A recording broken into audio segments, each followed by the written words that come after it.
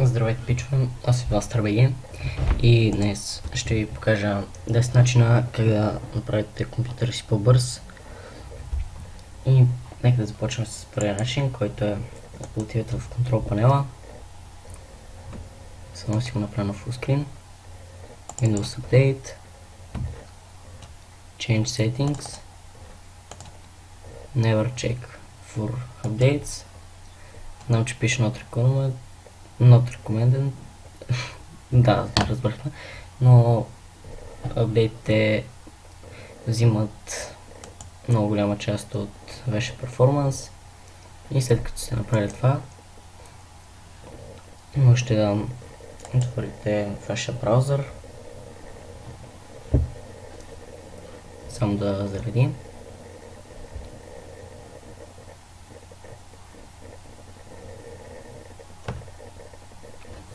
Сега ще ми кажете защо не си отворя Chrome, защото излизат едни готини рекламки, които не са готини за... Да. Вижте Driver Booster. Търсите и това, което ви излезе първо, го оттеглите. Аз в момента няма да го тегля, защото съм го изтеглил вече. Теглите го. После, като го отворите, то започва да сканира. Сега ще покажа. Докато сканира, ще спра клипа на пауза, защото наистина сканира много време. По принцип, въпреки че сега не е чак толкова бавно. Докато сканира, ще ви покажа следващия начин, който е като направите командата Windows и буквата R. Пишете ето това, давате Enter, тук ви пита дали искате да продължите, Continue и маркирате абсолютно всички файлове. След което, да, това стана готово, но да делитвате ги. Този мога да го апгрейдна, който е за интернет. На вас ще се много драйвери. Цъкате на Upgrade Now. Това започва да изтегли един по един, около 2 часа може би. Ще ви трябва, за да ги изтеглите всичките. При мен драйверите са ето тези. Не са малко. Те са за процесори, всичките, абсолютно всичките неща по компютъра 82 драйвера. Теглят се доста бавно. Аз съм ги апгрейднал всичките, без единия, който е тук. Няма в момента да го апгрейдвам, защото нямам време в клипа. И така, тук след като изтрихме всичко, пак трябва да изтрим, защото са натрупани нови. Чистиме кошчето и получаваме още перформанс. След това правим пак същата комбинация и трием абсолютно всички файлове в тази папка, която забравих да ви покажа какво трябва да напишете. Ето това. Тук. Така. След това отивате на... Аз съм с батерия на лаптоп, но предполагам при компютрите го има само в контрол панела. Търсите Power Options, слагате го на High Performance или ако имате това, го слагате на това. Така. След това отивате на компютър, Properties, на диска, Disk Cleanup и той започва да сканира за буклуци. Спокойно няма да ви изтрие на кой игра. Така че след това отваряте контрол панела.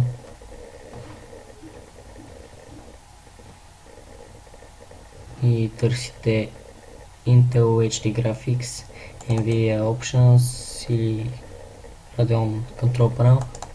Отварят като и се отвори 3D-то, слагате Performance, Apply, Yes, Power Options, това вече трябва да е на Maximum Performance. Вече тук сме готови. След това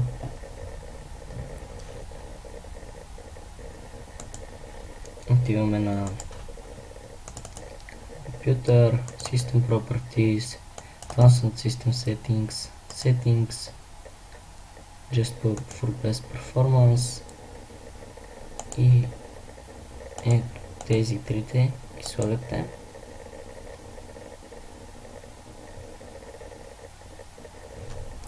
Или не съм... Ето тези бяха, да. Ето така. Окей. И вече имате още перформанс. През това време дискът ви се клинва. Така вече е готов. Cleanup. И вече той си работи. Така. След това,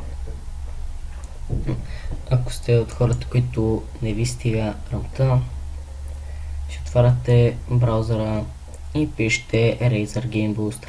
В описанието ще ви оставя линк, откъде си го изтеглите.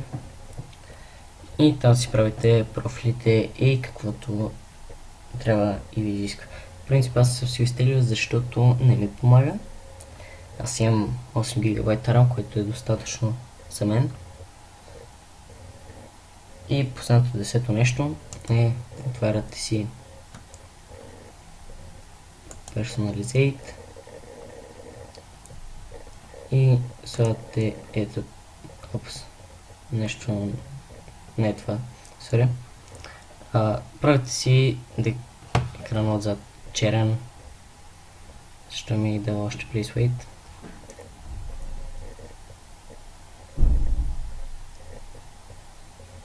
Така че пробвате ги всичките, докато не ви излезне Change Color, ето Windows Color. И трябва бекграунда да ви е черен.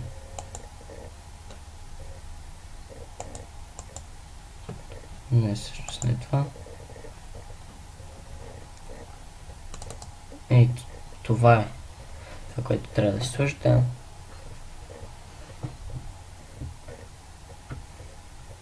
Знам, че изглежда с него хипергрозното, но то също дига FPS-а. Аз в принцип не си го държа на него включено, защото нямам нужда. Да, чакай се малко повече, но това е. Така, дискът ни още не е готов, но след като свърши, то си се бяха чистите си кошчето. Така. И ще се върнем след малко, където ще видите колко FPS вадя в Майнкрафта. Но преди това още едно бонус нещо. Отваряте Task Manager и си търсите играта. Играта от Applications, тук трябва да ви излезне. Като цъкате Go to Process и Set Amphi High, защото това не дава почти на нищо. И вече може да се прехвърлим към играта. И пичове, предполагам виждате, че след като разгледахме, направих тези неща, FPS ми е около 100, над 100.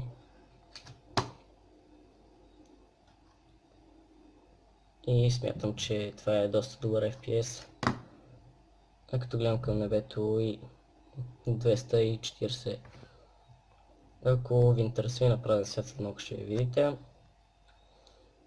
По принцип забравих да ви покажа колко ми е FPS преди да направя тези неща, но горе-долу мога да ви кажа, че е около 60 или по-малко. И след малко ще се върна на празен свят.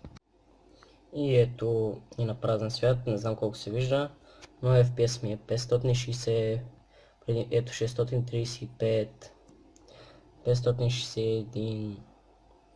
Ако не ми вярвате, сега ще ви покажа и Fraps какво показва. Ето 400 плюс 500. Смятам, че FPS си е доста добър. Да, знам, че е направен свят, но вие видяхте, че и на нормален свят също FPS ми беше добър.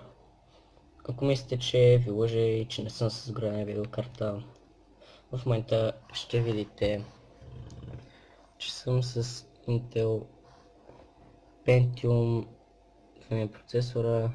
Не се вижда много хубаво, за което сори.